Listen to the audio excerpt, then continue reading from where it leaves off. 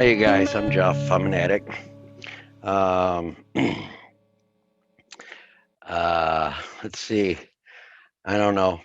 I'm like today. I'm uh, proud father of three. Uh, a 35-year-old, or pardon me, a 38-year-old, a 28-year-old, and a 26-year-old. And they have been the joys of my life. I have two grandchildren with the oldest one, and I think I'm a pretty good grandpa. And I don't know. Those are the important things in my life today. Um, I mean, we'll just say that those are the things that I notice that are important. And especially this year, says I'll start out this way too. Says like I want to start out by thanking all you people in Dopey. I mean, on the Facebook page and in the Zoom and all that kind of stuff, it has just enhanced my recovery so freaking much. Um, I can't tell you. Um, I've always been I've always meant well, and trying to and wanting to help others and that kind of thing. And it wasn't until I really got into recovery, really this last stint in recovery, before I was ever able to kind of feel that. Like, before that, uh, since when I look back, I think I'm kind of selfish. I was kind of selfish. I don't know if I was like that naturally. I don't know if it was just the drugs or what, but I mean, I was relatively selfish. I always looked um, at my needs first a lot of the times, and this is, even at times when I had kids. Um, I know there were plenty of times when I thought about me first. Um, I don't know, but uh, like I'll go back as far as I can kind of remember. I'll try to talk about everything that I haven't Alzheimer's yet. Um, but the like I remember the first time ever, like getting mind and mood altered. Uh, a few friends, a few neighbor guys, and myself. Our parents had started square dancing together, right? And they would go out, they would square dance. Every Saturday night they went to a dance, and then they had lessons a couple times during the week, and really into it, Uh, but uh, we would collect little bits of every type of alcohol in the house, and we could collected it and hid it somewhere around. And then on Saturday we met together and mixed all this crap together.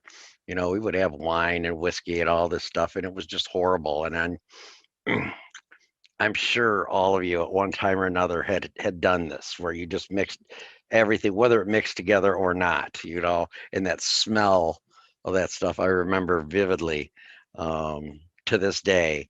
And since we sat there and drank it, and it says we were, I mean, dangerously obliterated, But now I'll remind you, this was kind of the '70s. This is when things were really, really loosening up, Um, we'd kind of walked out of this conservative stranglehold that uh, the previous generation had on us. Um, I was now. I really didn't get to experience this with siblings at all, since both my sisters are way older than me. In fact, they were born at the beginning of World War II. My two sisters were, since I was born way later.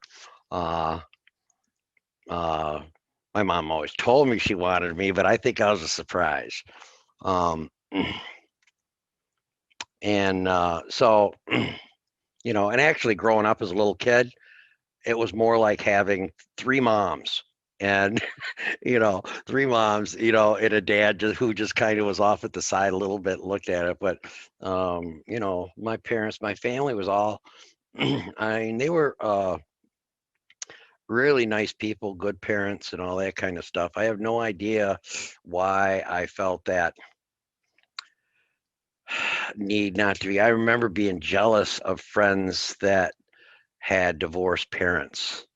Um, just because, I think that it looked like they had more freedom and they could get away with a lot more. And, um, but anyway, uh, but at the time, says like, well, finally, when I got into my teen years, says I started immediately. I was 12 or 13, and we were, since we were getting drunk every weekend. And then it wasn't too long after that that one of the other guy's sisters, um, offered us some weed. And at the time, I liked it. I I partook uh, wholeheartedly, and um, I mean, I remember the first night that I smoked weed, and we were out driving around with this my friend's sister's boyfriend, and they had just hung this pedestrian crossing sign over the middle of the road, and I was just freaking out. I says, "What's that, man? What is that? Holy shit!" And I thought it was a UFO or something like that. And I remember my buddy going, "It's a sign, man. It looks like a sign to me." And I don't know. So just had to be there. And of course, we're all high, so we're laughing uncontrollably. And and I think I sought to remain laughing, probably for the next 4 or 5 years. Um, I think that was the appeal to a lot of the drugs, is where I could just get so careless, where, we would just have these giant belly laughs that would go on for 5 or 10 minutes. And, we just jump on to the next thing. I, Uh, I'm trying to think of all the things that appealed to me from the drugs. I think it was before I could drive, so I was probably 15 when we started using the mescaline, and acid had come around once a year. Um, and I would buy as much of that as I could and try to sell it, but I don't know. I always ended up, being the self-centered one. I would always end up uh, using most of it. Um, I don't think I'd ever gone, until I was 30 years old. I never went to any event without being high. Um, or since maybe it was a concert or anything like that, I had to be high. um, I would formulate since what I wanted to do, and how I was going to get it weeks before, say, a concert or something like that. um, uh, and I don't remember it going too afoul. I do remember we did have a friend that, if anything was going to happen, it was going to happen to him. His name was Dean, and and it would always happen at concerts. I mean, I remember him getting too high at a Led Zeppelin concert in, I'm going to say, 1974, 1975. It was January, the middle of winter, and we didn't have anything for him to get high on, so I think we found a couple of Quaaludes, and he took those Quaaludes and just got so obliterated. Was walking around with his ticket in his hand. Somebody flew by and grabbed his ticket, so he had to sit in the car He was in the car just freezing his ass off when we finally got out there. But we sat we sat through the whole concert and went out and found him freezing out there. But those are the kind of things that would happen to him. We were at a place called the Michigan Palace, which is a parking lot now. But the Michigan Palace, we were going to see a concert, and um, we were all standing on our chairs. And I think we were watching, if I remember right, we were watching the New York Dolls, and he's tapping us all. And he says, "Hey, look over here." We all looked over there, and some guy had fallen off like the off the balcony right next to him. I mean, the guy was dead. He broke his neck. But I mean, he was the chair, the seat next to him. That guy had fallen to. Things were always happening to Dean. So he was kind of our lightning rod for, just for any of the bad luck we might have. Um, Also at this time, probably one of the most important things that had happened to me at this time. I think the jobs I worked, were car washes, and uh, I think when I was 16, 17, I worked in my dad in the same shop that my dad worked in a machine shop. It was at that time, I started making more money than anybody else that I knew, except for a couple of guys who were well off. And uh, so again, I was kind of spoiled, right? And but at this time, since you know, I learned how to, since I learned how to play guitar like kind of the right way, and and eventually switched to bass. And I was in bands from the time I was 15 until I think until I was 30, since I most of that time and spotty occasions, stuff like that. The 80s in Detroit, since we're like just so much fun. Um, but I had my periods there where, there were a few times where I really started to spin out. Um, I decided to pick up opiates. I think I was 23, something like that, and I have no fucking idea what the desire was there. Didn't like the high. I was using heroin. I didn't like the high. Didn't like the people that I was getting high with, and uh, I don't know why I thought it would be better if since if I had a habit. So it took me about a month, but I had a full blown habit, and um, uh, actually, since after I used that time, since I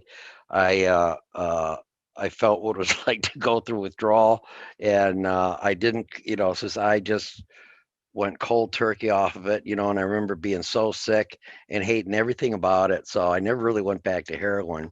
Uh, uh, 22 also was when I first started being able to afford cocaine. Um, Now the cocaine I really loved. I don't know why I love the peppy shit. Um, I mean, I probably I think part of the appeal was that I thought that it made me horny, and since it's all a big lie, it's all a big fallacy. But Anyway, says I made every attempt I could to feel that way all the time. Um, I would see that like my job was coming to an end, and I would take 2 or 3 paychecks, and just buy these mass amounts of cocaine to sell, and kind of tide me over, but also just so I could be high every day, that I wasn't working. Um, Also at this now, and at this time it was really easy for me because I could um, I could get a job. By this time I'd gotten into automotive engineering, and I could get a job like that. If I could lose a job one day and actually get a job the next day. If I wasn't working, it was because I chose not to work. Um, and Let's see. Says now, again, since I'm going to back up here to like my teens and that kind of thing, I got, when I started getting into it, I really didn't. Um, Most of the time, since I really didn't start to, I didn't connect with my parents. I remember my mom being like really depressed at one point, and I know it was just the hell that I was putting her through. They had her on Darvons or some shit like that, and she was just a zombie for I think a couple of years, and when I was more independent and I drive and I working on my own and that kind of thing, I think she kind of came out of it uh, and that, says that was, they got back into the square dancing more. And it was kind of a big thing in the 70s around here for older people. Um, but, I always had a band going. Um, School, I don't know. I was one, I was this guy, like I always describe it like, um, I didn't, if I, says if I went into a class and I already knew what they were doing, if I knew the material or something like that, I wasn't doing anything. All right. I didn't need this, says I've already acquired this knowledge. Thank you very much. Um, and in school I just got by. I really just got by. I graduated in 76 from Utica High School. And um since if I think back correctly, I think it was just barely, like my senior year I really would have only had to go to school if I just passed all my classes. All I had to do was pass them. And my senior year, I could have gotten out of school at 10 o'clock in the morning, just taken 3 classes, I think, in the morning, says that would have filled me up. But they went back through and they said, look at, it says, you got this and you got that, and the other thing. And I said, well, I'll just be an aide for this class. No, says you need, you need like 3 solid credits here, so I had to take more school, and I got back out in the afternoon. And a lot of people use that to go to work. Um, we could do that then, since we didn't have to have that full solid day at least as a senior. Um, and but since I graduated high school now, uh, when I graduated, uh, I don't want to say my dad's health was in decline at the time. I could definitely see him getting older. Um, I think, since if I'm thinking right, I think he was about my age that I am right now when I started seeing him decline. Says, and I'll tell you about my own decline in a little while. But my, so there was a few years where we'll go through. Says I remember him having a heart attack. My mom and I'm pretty sure it must have been a Sunday, because that was usually the only day that all 3 of us were there in the house. And I remember him having a heart attack one day. And um,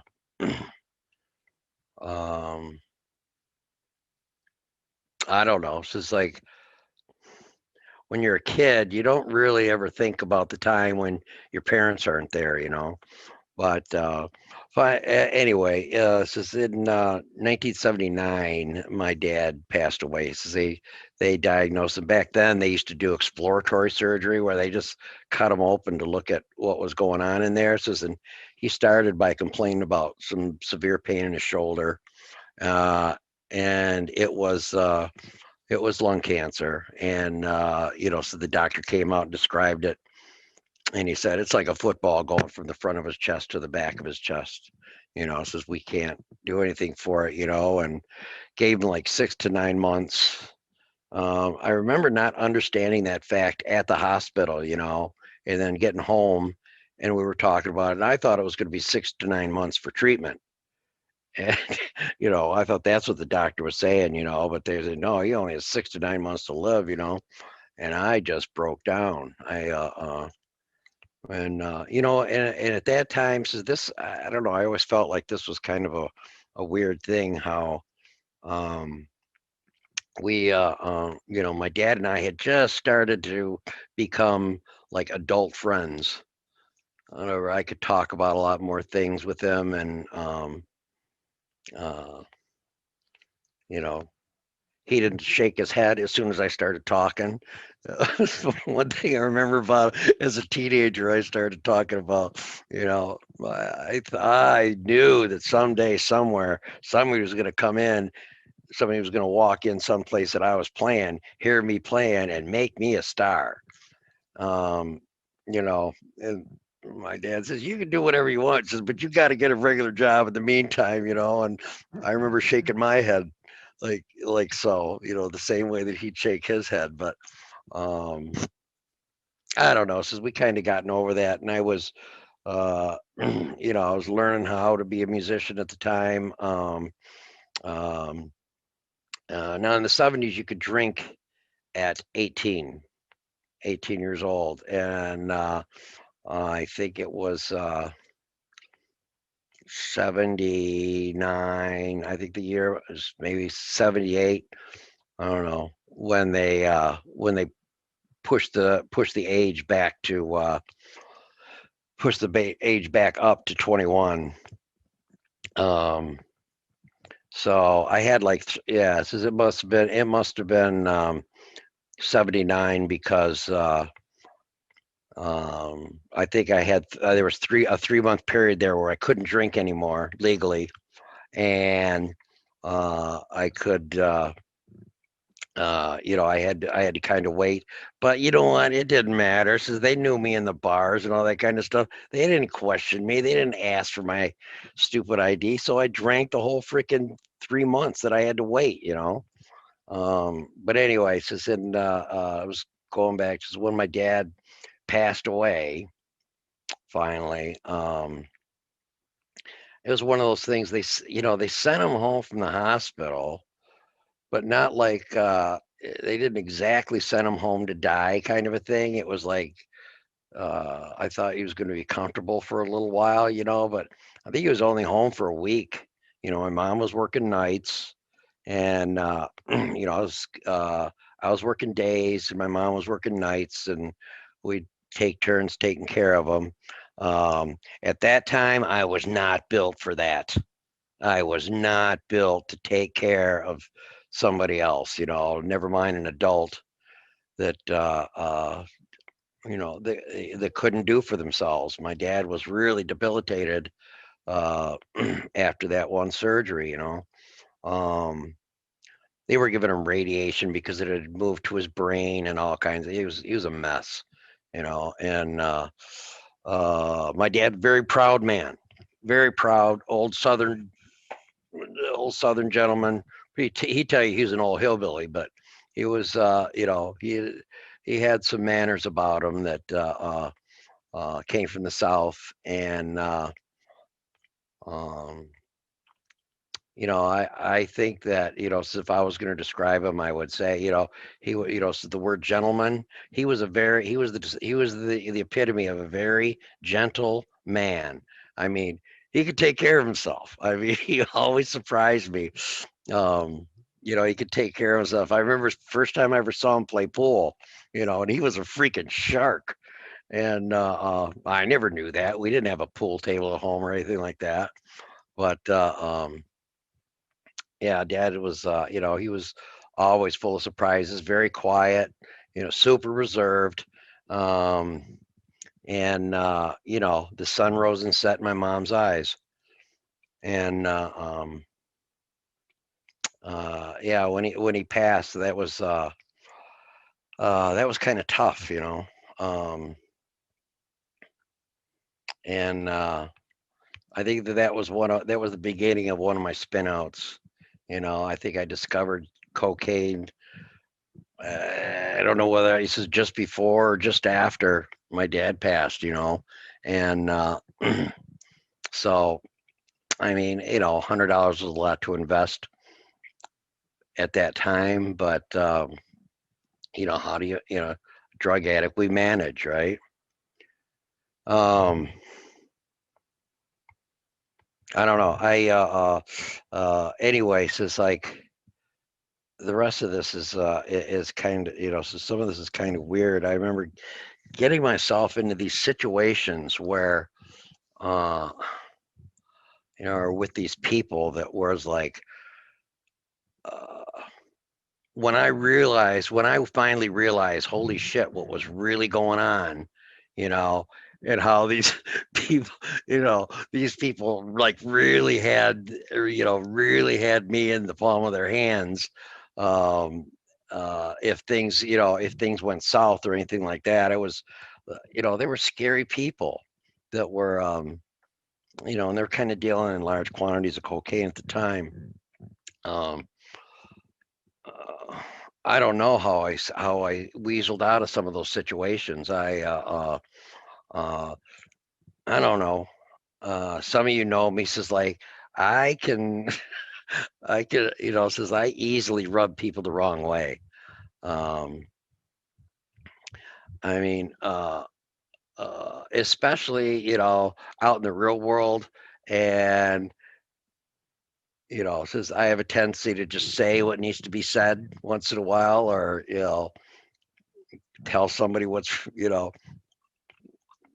really going on with them, or worse yet, what's wrong with them, kind of a thing. Says people don't want to hear that. They just don't want to hear that. And uh, I didn't know when. I still kind of don't, but I didn't know when the appropriate time to say something was.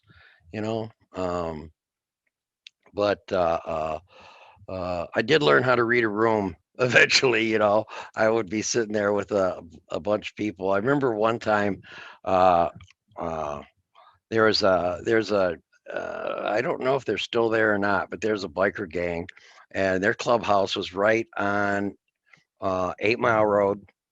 Uh, you've all seen the movie, but anyway, it was right on 8 Mile Road. Says in like right, then 1 block away uh, is a strip club called the Booby Trap, and I happen to live 1 block north of 8 Mile. That's 1 block into. I was in what city am I in? Hazel Park. Um, and so I could walk over to over there, and I got to know this fellow named Doc, who was at that time the president of the vigilantes, and I was pretty clean cut looking. Since I mean, I was respectable looking. I was telling these guys last week in Zoom that, I was the guy that, my friends used to send me to the house with the girlfriend to meet because they weren't going to like him. And he knew that, right? So they had the really conservative parents. I could go, says I was fucking charming. We were talking about this Tuesday with Monique. Uh, I was fucking charming. I was a silver tongued bastard. I was funny. I was no, so this wasn't my self image. This really wasn't my self image. I just knew I could pull this off. So anyway, since I'd find myself in these other situations, these guys are all bikers, and no, they're not walking around with their colors on. I think there's a few places. The places that I would go, they weren't allowed to wear their colors. So, um, I don't know if you guys know or not. Their colors are like their leather jackets with their insignia on it. They weren't allowed to wear that shit. Uh, so anyway, I could go in, I could mix in, um, and anyway, says I don't know how I talked myself into convincing this doc that I'd be a good guy to run, to run money and dope for him, just locally. And since he didn't really seem to go for it or anything like that. Then one day, um, says one day he calls. uh, he called on. We used to have these funny things that you had to pick up. You had a curly cord on it and a dial on it, and he picked up one of those things and called me with it, right? Uh, and uh, and says, and I was like, wow, I felt like I just got a promotion or something like that. But he says, yeah, yeah, it's okay. He says, go meet somebody up here at this place and grab something. And it was just a stupid little box package. I had no idea what I was holding on to. And I took that and they gave me an address to get to and um, general directions how to get there. And it was about, I don't know, it was only about 10 miles away. So that's one of the great things about Detroit is like really, says you can go to some really different places and areas, within a 10-mile radius. I mean, it's really quick. I mean, it says I could be downtown in 15 minutes from where I live right now. Um, but anyway, so at this time, so they sent me this place and it was, um,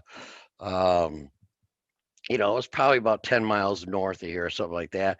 And and I went up and I knocked on the door and, and when I knocked, says after I knocked on the door, so a guy opens the door and then this car swoops in behind my car and four guys get out and, ties, like they identified themselves as cops. I still to this day don't know if they were really cops or not. Says, but anyway, so they took me and they stuck me in the car and they laid me down across the back seat and took me somewhere. Says they started asking me. Says who'd you get it from? Who'd you talk to? They were asking me all these.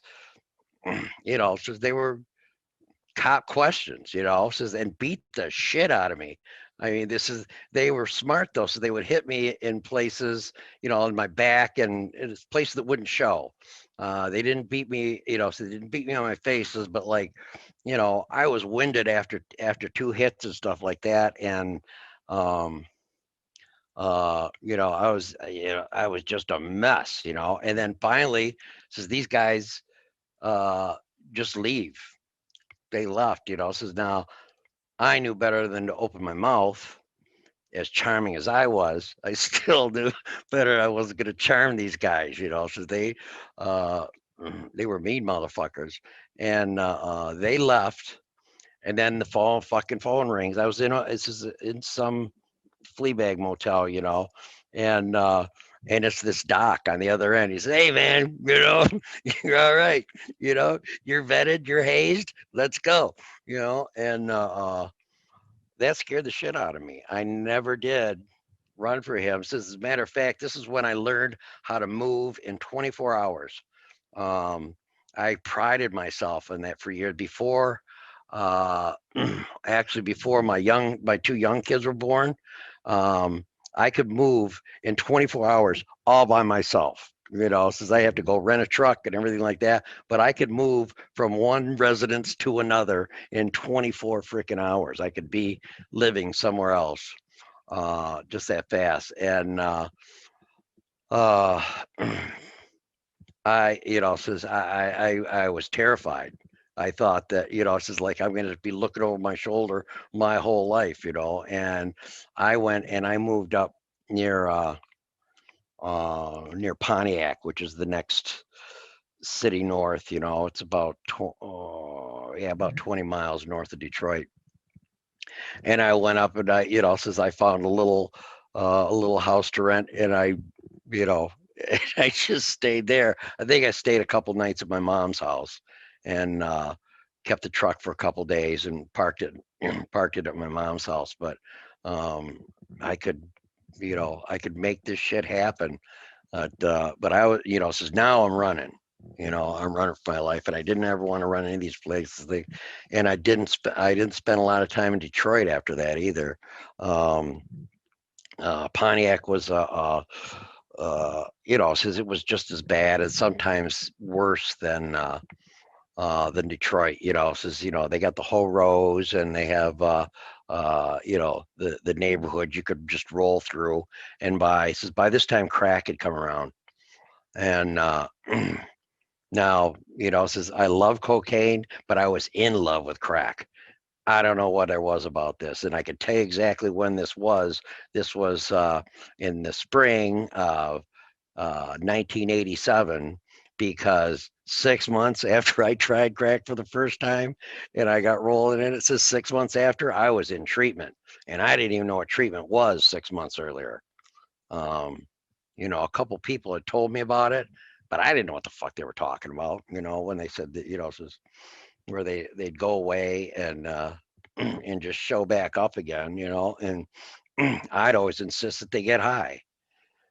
Uh, and anyway, says this. So um, I'm sure I'm missing a bunch of things in there. Says I mean I know. Oh, this was an event. Um, just before I went into treatment. This is about a month before I went into treatment. I went and picked up my son. Says no, I was married in '82 and divorced by '84. I knew 2 weeks into the marriage I didn't want to be there. Um, I just didn't have the stones to say that I didn't want to be there, and leave or anything like that. I I literally made her life miserable. Probably in turn, probably made my kids' life miserable. Um, until she finally served me with papers, and I don't know. I remember spending a few weeks or whatever trying to kind of hang on to what I don't know, but I was not, you know, I was not marriage material. I wasn't.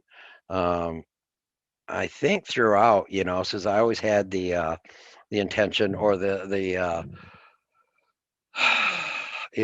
had the head to be a good father. Since I mean I loved my kids dearly. Um, but I was high a lot of the time, you know. Most of the time I was high. But anyways, this is about, this is 2 3 years after I'm divorced, and I'm still driving around in beaters, whatever I could get as soon as I could get it, and just get me from here to there. That's what I drove. And I remember, picking up my kid, and I don't necessarily remember the events before it. I know there were a lot of weekends I didn't show up. I was high and I wasn't going to show up. If I got high on, on Friday afternoon or something like that, I was gone, since I was busy for the whole weekend and I had some excuse, and, and I forget the things that I said to my kid and all that kind of stuff. But Adam's like 5 years old or 4 years old, and I go and I pick him up, and we're driving, and I'm trying to have some kind of this some kind of the conversation that I used to have with him, and he just, he was kind of staring out the window, and I says, "What's wrong, man?" And I says, "What's going on?" And he says, "Nothing." And come on, man, it's me. What's wrong? And he just kind of looks over and he says, "You make promises you don't keep," and that still fucking tears me up. Um, yeah, so that was there was the fast track right there to treatment. I mean, I knew I had to do something. And so uh, I got into treatment. This is so that was my first and only time in treatment was in 1987. I went to St. Joseph's Hospital had a treatment center up in a city called Almont. Um, I don't know, 40 miles north of Detroit, maybe. Anyway, I went up there. Says I liked it. It took, and I was fortunate enough to meet. They had some really good people come in from the outside and conduct meetings in the treatment center that were good enough to meet me. A few of the guys were good enough to meet me at meetings right when I got out. Um, I made it through treatment with my car parked outside too. I was the only one that had a car there, and I made it through the whole treatment center without ever going outside. And I think I was there was I there for 28? Well, it was 21 or 28 days, but my car sat out. I mean, the cops did put a ticket on it, and I'm like, but I was in here. I was in the treatment center, and they didn't care at the time. Um, but anyway, when I got into treatment, says I took to there were some good people that really helped me. Like in the middle of the, says I mean when it was late at night and stuff like that. Uh, there was a lady there that I suppose she was a nurse. Because she was there at night on the night shift, and she was also a red. I used to have this flaming red hair, Uh, so said when, so said, like when you're a fucking ginger, when you're a fucking pure ginger, like I was most of my life, you don't, yeah, you don't, says that you're not like when the crime happens, you can't be anywhere near the scene of the crime because you're the one that they're going to identify. All right. There were less, there were way less gingers back then too. Says there just were less of us. I don't know why that was, but I think there were five five guys that had red hair in our graduating class, I think. Um, but anyway, I had this big head of red hair, and then this nurse lady, she came out and says, and she was a redhead, and she called about those. She says, here, she says, you got those dominant red haired genes, She put her hands out like that and take her shoes off, and I would push her down the hall. It was just this stuff that um, I know that I kept hidden. Like even after that, they're just stuff that rolling around inside of me, this anger or whatever it is. Uh, but she called it, says your dominant red haired genes uh, need to, need to speak or something like that. So I'd push her down the hall, just burn off some energy. Um, and then, oh, so about a week before treatment, uh, I did have a job, like when my son said that to me and stuff, when he said that I made promises he doesn't keep, I did have a job and I was working midnights. This was something new that they were trying, so they could get people working on their equipment in the daytime and the nighttime, They're trying to make the most of their expensive equipment. And uh, I would, since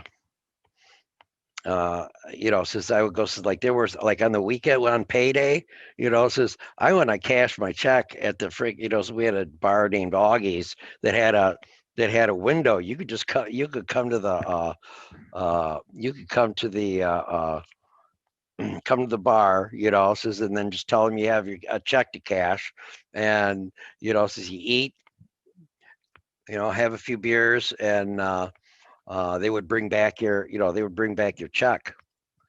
You cash your check and then take out a fee and whatever your tab was for the night.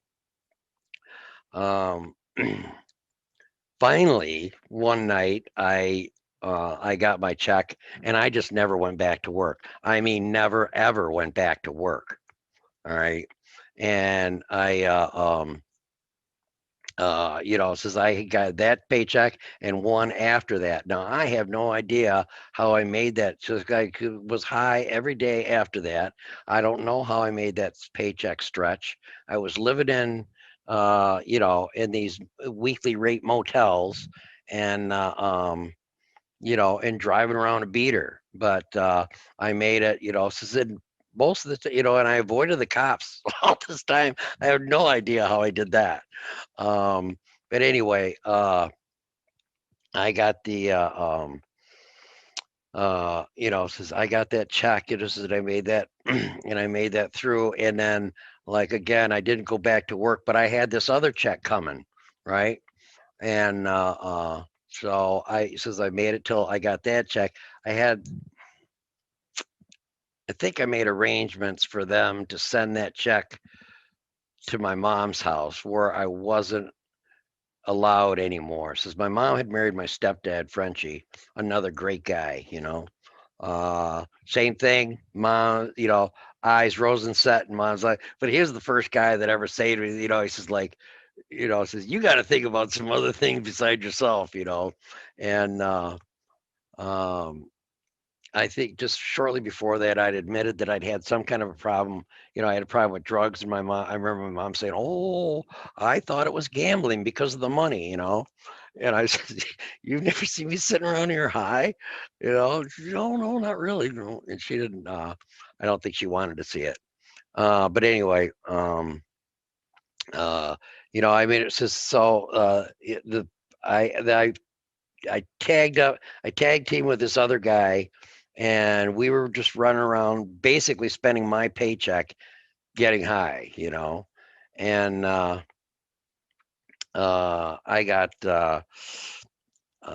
one night, since I mean, like we were out on, since we were out on a run to go and get dough, and it was nasty, nasty weather, and I'd gone off the road, and uh, he says, "Nah, I don't know how these things happen. This was just by chance too. I'd gone off the road and almost hit a telephone pole. My car was like right next to the telephone pole, and I think my wheel, something happened to my wheel, and I told him I'm going to go and get help or a tow truck or whatever. But I got out of the car and I walked away from the car, and I walked back to this gas station, and I'm standing in the doorway, and there's a guy that I work with. I mean, that I worked with up until like last week, right? And there he is, and he says, "Holy fuck, where are you?"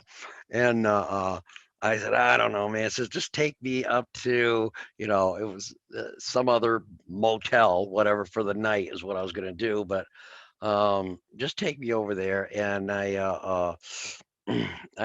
holed up in this hotel for the night, and I called my mom and I said, "Look, since uh, I'm going to try and figure something out here." Says I can't live like this anymore.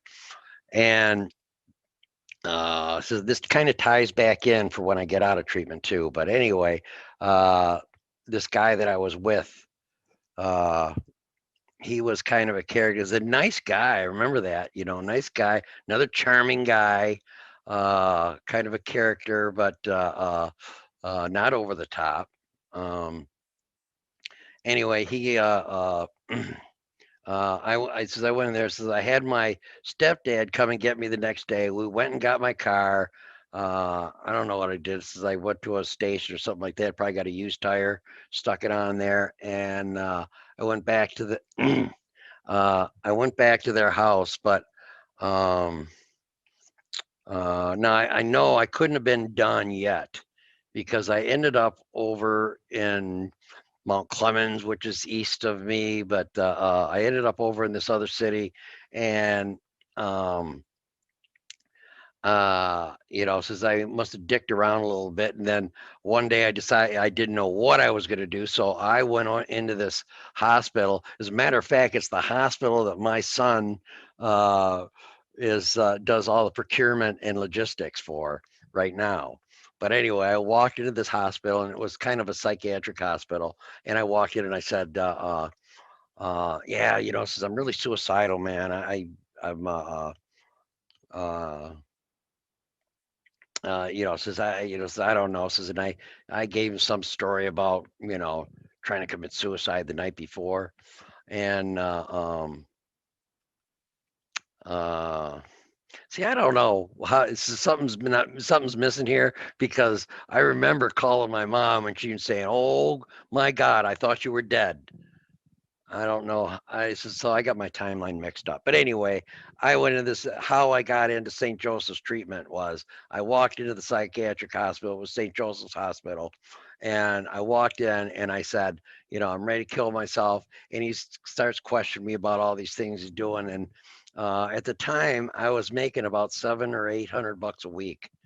And I remember telling him that, and I says, yeah, says uh, you know, I just need to rest.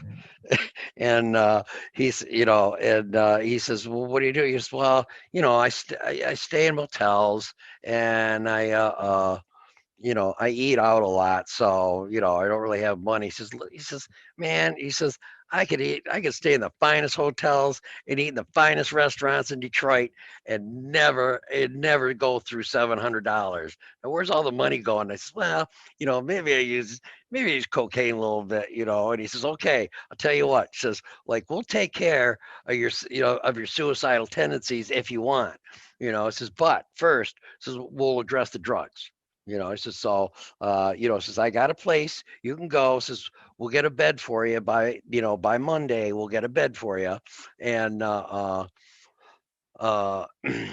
says, and then, after we take care of after we address the drugs, then we'll talk about suicide. I said, okay. No, I don't think so. But he was ready, he was going to walk out of the room. He said, you can go on your way if you don't want, says, if you don't want to address the drugs first, and that was a blessing, because I remember spending that weekend sitting there and going through this whole confessional with my mom and stepdad. You remember the time that this happened, and then, and you gave me money. I said, remember that time? Yeah, well, I was just, it was all a ploy to get you to give me money to get drugs.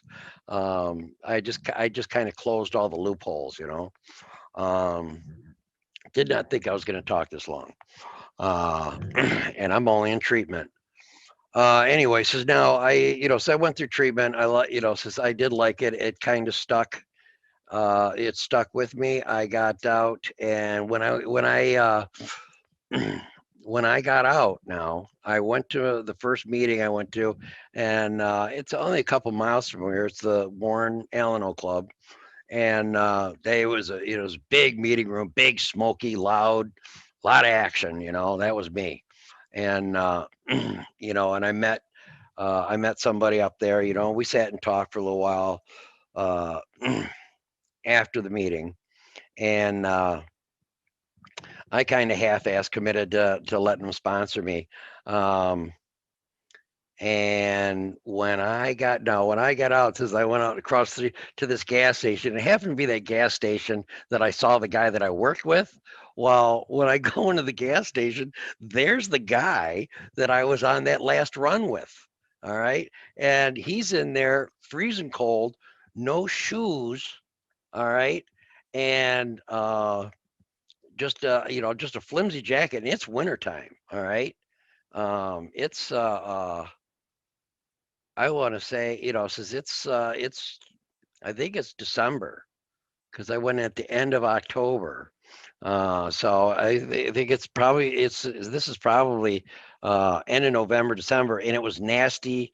I remember it was nasty, rainy, cold. All right, and I picked him up and says, he says, man, you want to ride? And he lived over in Royal Oak. I knew that, and I was gonna take him over to Royal Oak, and which was like behind us. And no, where are you going? And I said, we're going. No, no, I want to go. And he wants me to take him down and cop, you know. And I'm like, dude, man, and I wanted to really, I did, I really, really wanted to, but I didn't. I says, man, I just can't. I just got out of treatment. And he was the first one that ever used the word treatment with me before. I didn't know what it was. And I said, man, I don't want to. This is all. uh, uh, I let him out of the car with no socks and no coat, says I think I gave him a sweatshirt that I had in the back seat or something like that. But, he was going to go walk to wherever he had to pick up drugs, So that was eye opening. That was absolutely eye opening. So, I don't know. So that was my initiation uh, into recovery outside of treatment. And uh, I don't know. Let me think. What's really pertinent here is, I know that like I say this all the time too. Says now. Says that was '97. I relapsed in 1990. I relapsed in um, 1997, and I relapsed again in 2000. Uh, maybe it was 99. I don't know. But anyway, the uh, the thing was is like before I relapsed, every little time, every time that I, uh, uh, beforehand, that whole 3 years, that I was clean, that first 3 years, I knew I'd use again. I knew it. Um, the 7 years, I knew I'd use again. I don't know, and I can only tell you that in hindsight. I could not tell you that while I was there. No, no way. I had myself convinced. Um, you know, I learned, I memorized a lot of things from the book, all those things that sounded good. And, there are a lot of things that still mean a lot to me today, but also have a little bit more concrete um, context to them because they meant so much. Um, and this is 13 years of recovery that I went through. This is now one of the little stories I tell is I always carried around. I had a rig and crack pipe. This is well, that a crack bowl um, that I hid in a box, and that was whenever I moved anywhere, that was what I did. I stashed it away. Um, uh, I don't know why. That's a big reservation right there. I don't know why I did that, other than the fact that I knew I was going to use again. You know, I knew I was going to do that again. So I put it in. I'd stash that thing whenever I'd move from one house to the other. I'd go get that box first, move that first, into the new house, and so it was always there. It was always there. I don't know what the fuck just in case is. That's what I tell myself is just in case. I don't know what the fuck that is, other than a reservation, right? So then I get the uh, I come back after my first stint there. Says I come back and and this was really wild because like I was doing service work. I remember somebody coming up to me uh, after I'd relapsed, and I would do this too. I would change areas. I would go over and go to meetings in a different area, uh, and and I remember being outside of. I remember being outside of a church one day. Must have been a weekend, so said we were at a meeting or something like that. And then out comes this guy that I knew from this area over here. And he says, "Wow, Jeff, and yeah, yeah." He says, "Man, he says, when you relapsed, that put the fear of God in me, And I said, "How come, And he said, "Anyone but you, you know." So I was this recovering asshole demagogue, that um all the shit that I talked, I don't know, so it kind of emptied out everything that I kind of talked and learned and everything like that. But I didn't learn my lesson then, since I know, like I say, 7 years went on, I had another couple of kids and I still I didn't, I still knew I'd use again, Uh, you know, I remember a time when this is my son who's the one who's 28 now. I remember him, young kid, and talking about. Then one time they had these specials on TV. It was the Beatles anthology, you know, was on TV, and uh, I was out. I was on a relapse, and I remember him saying to my, says, remember my wife at the time telling me that, says, yeah, he says, I'm going to sit here, I'm going to get my blankie, and daddy and I are going to sit here and watch Beatles anthology, and I wasn't there. I never showed up. I never came home. That kind of shit breaks my heart. That's that selfish shit I was talking about long time ago, hour ago. But yeah, says, and then, I went for another, he says, like, says, not, and I went off again when and this was about the time when Trish and I were splitting up, and I went off again uh, with my, you know, thinking that I was, that I was some kind of recovering addict, and I always had this fucking ego about me, and and I don't know if it's a thing, so the fact that we're like I knew I was charming, or I knew I could get by. I was a silver tongued bastard. I knew I could get my, get by and stuff like that. And I imagine, that's the kind of stuff that I put into play in recovery. Says, but says, but like this is the time that I learned. This is my last 3 years out there. Says the one time I learned, or my last 3 years before my relapse, in recovery, I learned that, like, says, it doesn't do you a goddamn bit of good if you're not going to be honest about it. I can't come in there and put on a mask and tell you this is who I am and be this who I am, and really get any kind of recovery out of it. Um, uh, and then 99, it was 1999, says, and I'd picked up again. Um, says, I know a few years earlier, says, my divorce really kind of threw me, and I used that as an excuse to pick up again. But I'd made an honest effort over the 3 years to nah, bullshit. I made a better effort. You know, I I think I just convinced myself even more, but I still had that crack pipe in that rig still stuck in my rafters, right?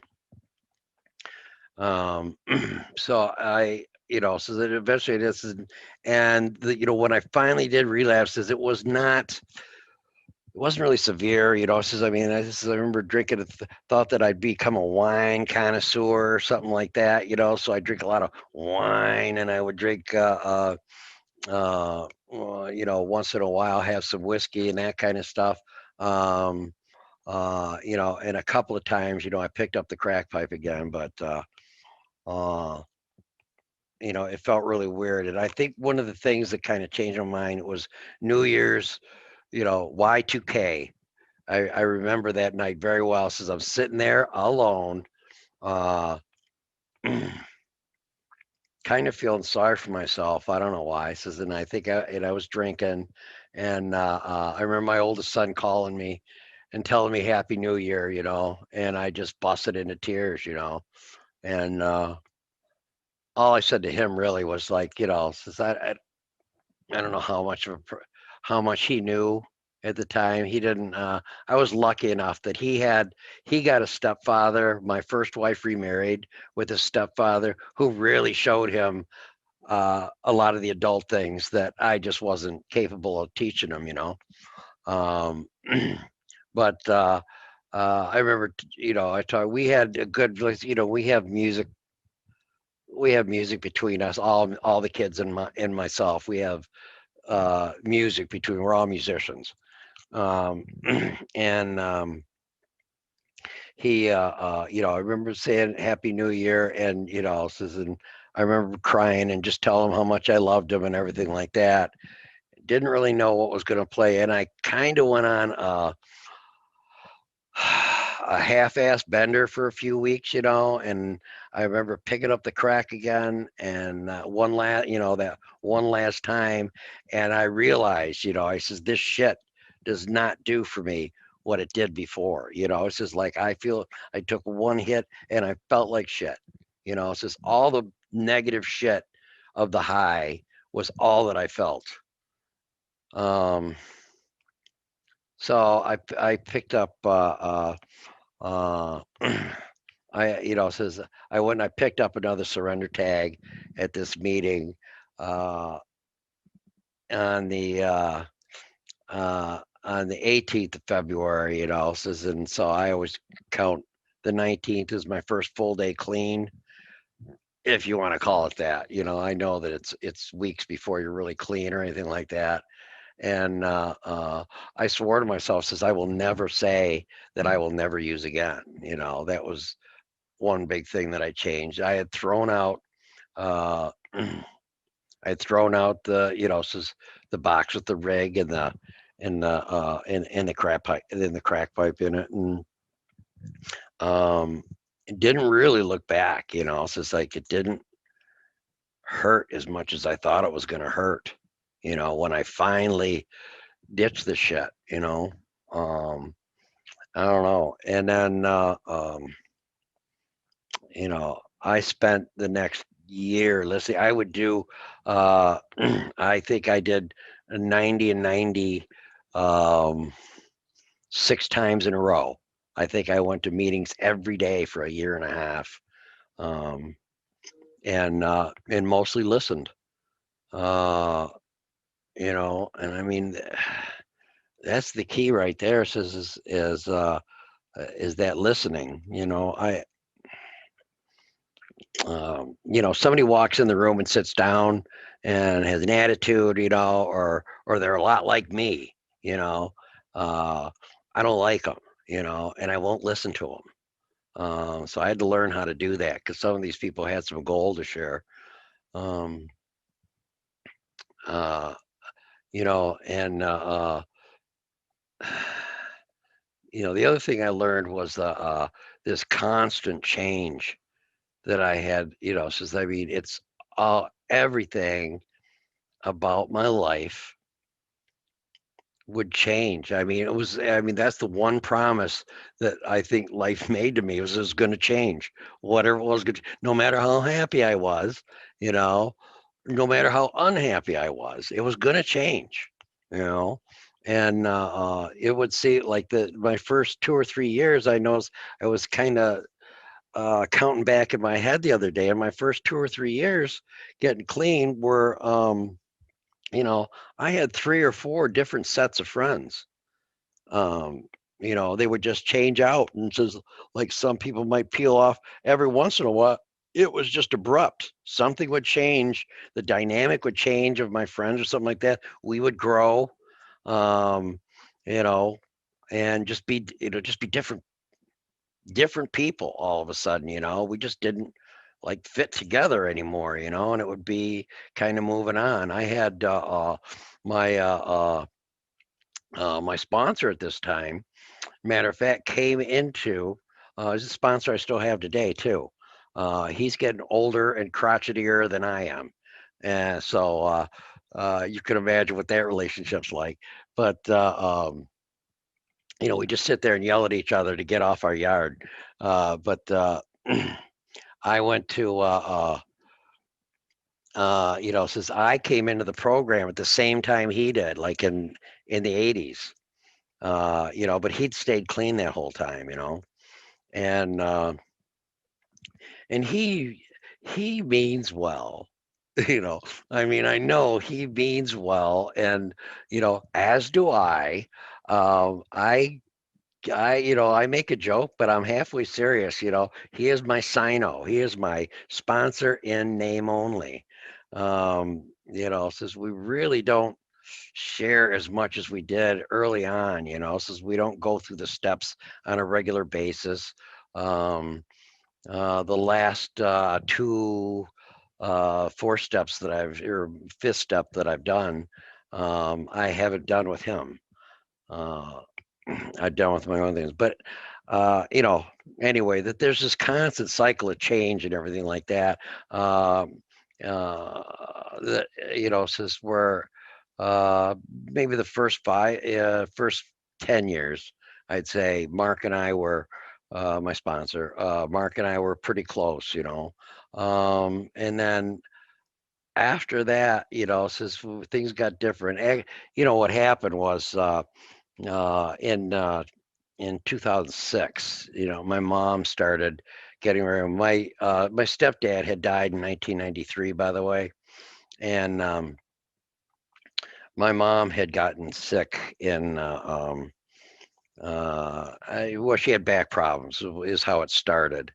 Um, I can believe when I remember one time is when I saw that, like, uh-oh, I got to do something here. As we're sitting around with my aunt and uncle, and my uncle was I think he was complaining about a headache or something like that. My mom says, "Oh, you want a Vicodin?"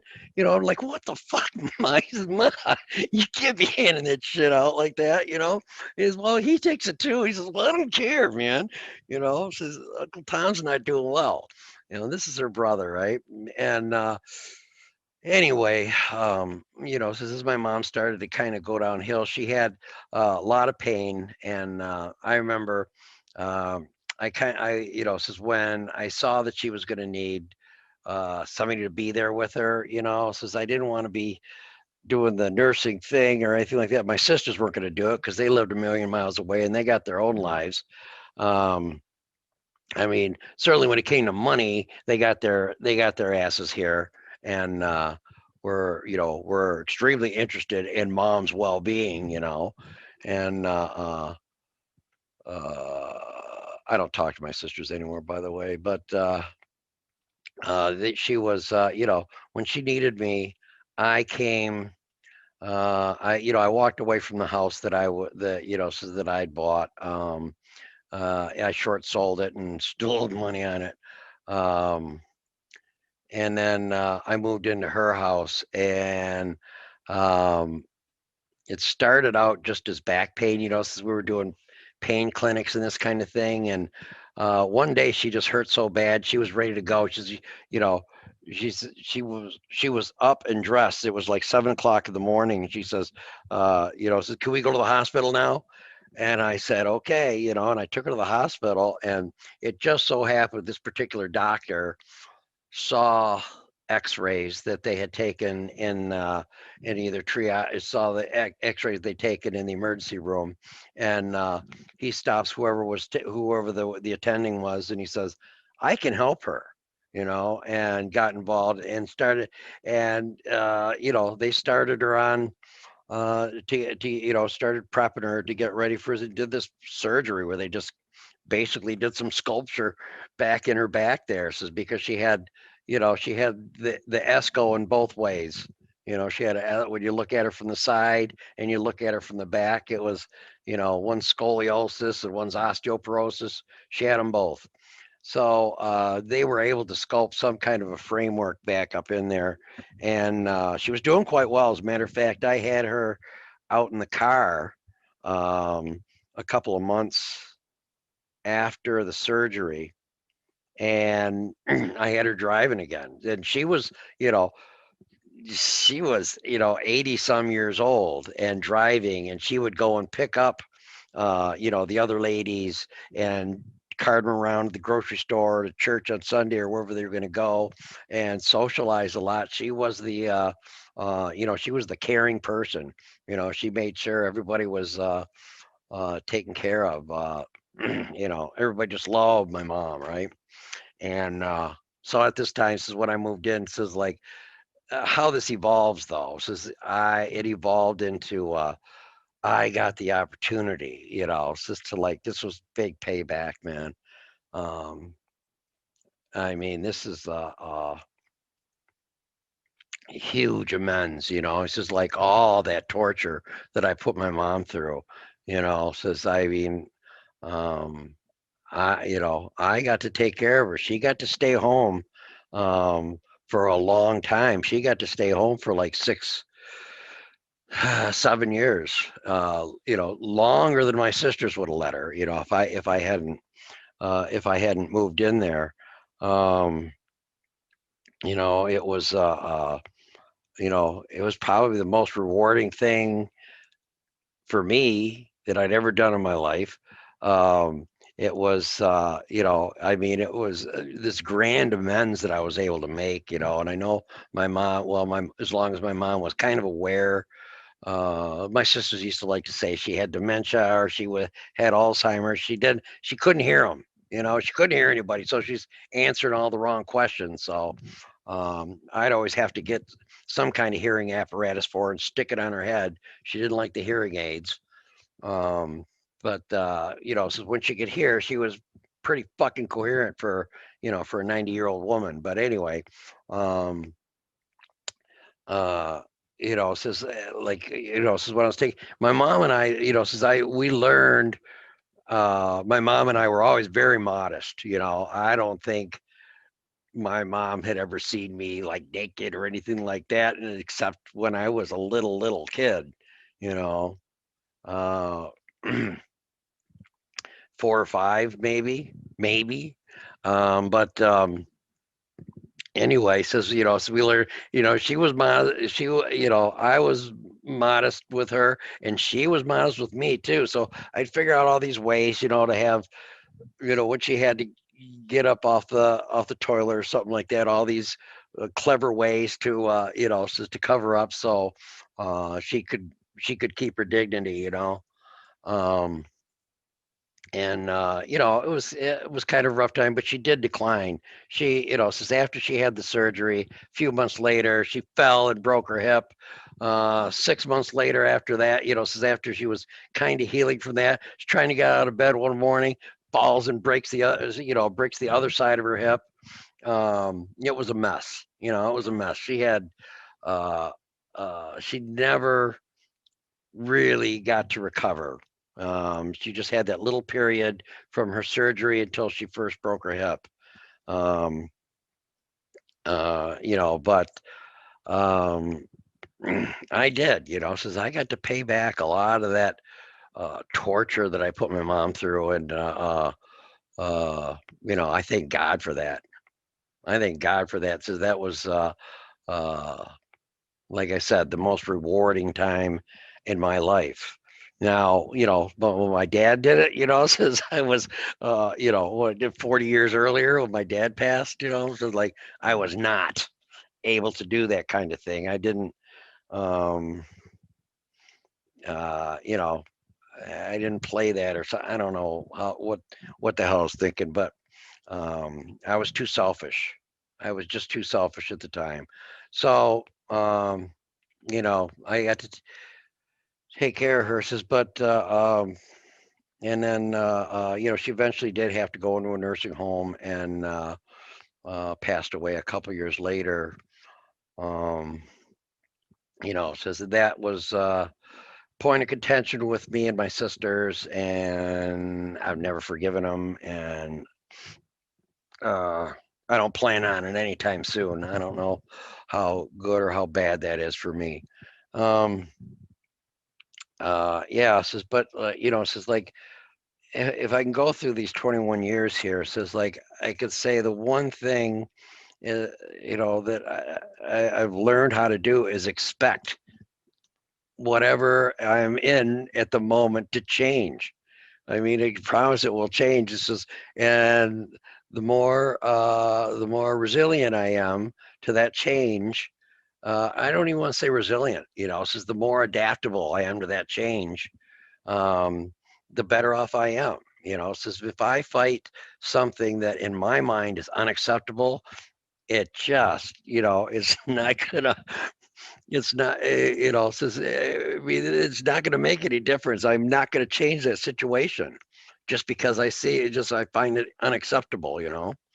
Um, every situation, uh, every situation that I've ever been in says that has ever uh, uh, I don't know whether it's turned out in my favor or what, but I mean, just a situation where, that's lifted from me. I've had to leave. I've had to let go of this unacceptable shit.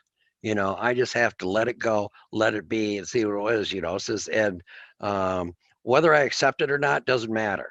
Because like all I am, if I don't accept it, is I'm just grumpy over here when things do change. But I've managed, since especially the last 5 or 6 years, I've been able to, just go with it, whatever it is, just Tai Chi that shit, you know, as it needs to be, and understand that, like, mm, you know, things don't just work out for my favor only because, since I think on a force of sheer will, right? I tried to, um, you know, hmm, I was trying to think, so there was something that uh, I was thinking here earlier, and this was something like more for you guys is like, you know, I was kidding. Well, I was kidding with Monique earlier, since I said, "Oh yeah," I said like, she came actually really early, really late from the last meeting and stuff like that, and she says, "Is this all there is for the talk?" And I said, "No," I said, "Oh, I told them the secret. I told them what the secret was." And then they're all left, and they all went. The clean train left town, but but yeah, it's just like there are no secrets. I mean, people say it to you every day. Like if you're early and you're just kind, and you're kind of struggling, and as you should be, because this is a whole new fucking life we're asking you to, so we're suggesting that that you lead. It's completely different, totally foreign from the life that you're familiar with. So like all the little moves that so they might have seemed like they centered around drugs, but all the little moves um that I took advantage of, so they just don't work in recovery. you know I can't cut any corners. I can't nobody told, says I expected somebody eventually that I'd be clean enough, that I'd been clean long enough and been living in recovery long enough that they would tell me what the secret was, and it is there isn't one. It really isn't there. There is no, there's no silver bullet. There's no magic pill. There's nothing that I can tell you other than says you go along your life one step in front of the other. We were saying earlier tonight, talking about the I know, like, TJ was there, and that I can remember, and I don't remember who you're saying it to, but they were talking about, says that that path, says where you're moving along that path, and says the M. Scott Peck wrote a book called The Road Less Traveled, and that was that was along the lines of like kind of in recovery. That's the kind of the path that we take in recovery. Very few people choose to take that, is because it does take some personal investment and and some actual time to to take that path. But I later on I was saying to stuff that I do believe says that all of us in this recovery thing says like eventually we all get on that path. Says we don't realize it, we fight it, and we try every other avenue that we can possibly see, but we always end up back on this path. We just take the long, you know, I know I just took the long fucking way around, before I ever ended up on this path that, like all these people before us. And what was that thing I wrote this down. And this is another stupid quote from a fucking movie. Um, but I thought it was something that was it from literature, but it's not. It's something somebody wrote from the movie, but it says, "The rest of those who have gone before us cannot steady the unrest of those to follow." All right, and it's kind of telling you that there is no magic pill. You have to take those steps for yourself. Um, those experiences. I always kid Chris. I said, well, I would say like, I don't want to tell you because it says it's one of those things that uh, it can't be taught. It can only be learned. We go down the since we go down it says we go down the road, says you have to have these experiences yourself, and your experiences are going to be completely different than mine. However, there's the same payoff. They still lead to the same place by you going through these experiences. um you feeling that pain, you feeling that or that joy is in those triumphs, man. Uh that's the best right there. And it says life will not allow you to sit there, and just enjoy it. It says here, let me just sit and soak this up for a little while. It won't let you. It will not let you. It says not for very long anyway. Um, and I'm and I always warn people about, this is my favorite line in the NA text. It talks about the distorted security of familiar pain. And when we don't want to move on anymore, says we tend to go back very quickly too. We'll go back to our old ways. Um, I could have told, says like after I had that one stretch there where I'd been clean for 7 years, I could have sworn that I could have sworn that, says like I was over this. Says I wouldn't remember. There was no way I would remember those old ways or those old feelings or those things that kind of kept me out there or took me back out there, or whatever. Says, but they were right there. They were immediate. A week later, I was right back in the old life. You know, uh, with a whole different set. So when I talk about your friends changing, boy, go, pick up again and find out the crowd. Find out the crew you pick up in a week, in just a week. Says it's all um, it's the people that call me up and feel sorry for themselves. Uh, and they, can't seem to get clean, you know, and I don't know. And then but yeah, that's my favorite line in that book was 20. And then I'm trying to think how you too can be the fine, upstanding, recovering addict that I am too, but I don't have any. I don't know.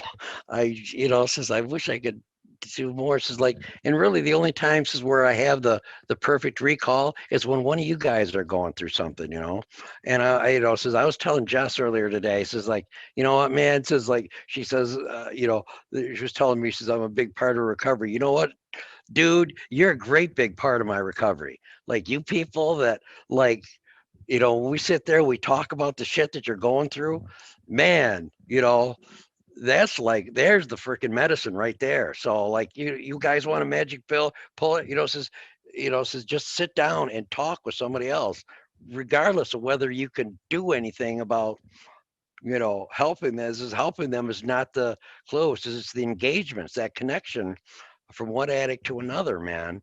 That shit's gold, man. Like, and I don't know. I think a lot of you people know, says I love the shit out of you, man. So this year has been so fucking good, man, to me.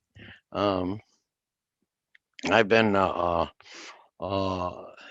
says I've been sitting at meetings for a long, long fucking time, and this is the first truly fucking unique experience that I've had in recovery in a long time. Says um, we're these creatures that have a hard time understanding that, says, yeah, just sitting there doing that same thing over and over again is the thing that's going to keep you clean. Is going to be the thing that keeps me, um, you know, this is where I get to celebrate some clean time and that kind of thing. Uh, I mean, but this year, like, this is so unique. I've enjoyed these moments with you guys. I mean, every single one of you is I can look over these freaking things that every single one of you guys I have just I've shared something that meant so much to me. I mean, just I don't know, it meant so much to me. And it's just I'll apologize this one fucking time right now because it says I mean I know sometimes I am tough as shit on you guys. You know, I says I will tell you like um I will tell you just exactly maybe what you don't want to hear. I don't know. Says but says but I'm not holding back, and I didn't have anybody do that to me. Says they let me go on with that, and I don't know whether I'm doing you, I don't know whether I'm doing you a service or a disservice. I have no idea. Um, I don't really care. I just don't want you walking around carrying this. I don't want you walking around carrying this lie with you, you know, because I think it's just it was, and we were talking about secrets keeping us sick yesterday. It's not really the secrets even. Uh, um, it's the it's the lies that we tell ourselves. All right, the lie, the things that I can convince myself. So it'll always I'll always be convincing myself to shortchange my own recovery. The things that are good for me, I'll always shortchange myself. I'll always go for the easier, softer way. Um, and I gain nothing, you know, I gain absolutely nothing. Um, Since I don't know, I thought I had so much more to say. I'd taken a couple notes, but they're scattered all over the place. And man, I talked for a long fucking time for being. I didn't think about this. I made it a point not to think about it. So it's because I didn't want to jinx it. So I don't know. I'll you know when it this is when it pops up. Maybe I'll listen to it again. I'm not really one for listening to myself that much, but I hope that says that if you guys ever need something from me or um, just need somebody to fucking connect with, reach out, man. You guys know says I'll give you my number and stuff like that, and says I just like to go through everybody's face, and thank you personally. Says, but I know I'll get to in the meantime, says, and uh, you've been the biggest part of my life this last year, the biggest part of my life. Um, I was just telling these guys earlier so that I was out in the garage trying to record last year on my 20-year anniversary. I was trying to record a fucking dopey story for Dave, and I just marble mouthed the fuck out of it, So and I stutter and stammer. I'd hate it, stop and have to start again, and uh, I don't know. Says I don't know. Those aren't so the attention shit, the things that the look at me shit and all that kind of stuff. I That makes me makes me uncomfortable. Um, uh, uh, I suppose there was a time, this is when I would just revel in that shit. But I would also uh, convince myself that, says, yes, I was, worthy of that attention and run with it. So, I don't know. Yeah, blah, blah, blah. I think I'm gonna end it here since I've talked for a long time. I surprised myself at how long I talked. I'm sorry if I held you guys up, if I kept you awake, but I love you. I love you. I love you, since you have made such a difference in my life, and I can, you know, I can never really thank you. All right, you've been so good to me, and um, I'm so glad that so that I have you guys in my life. Thank you.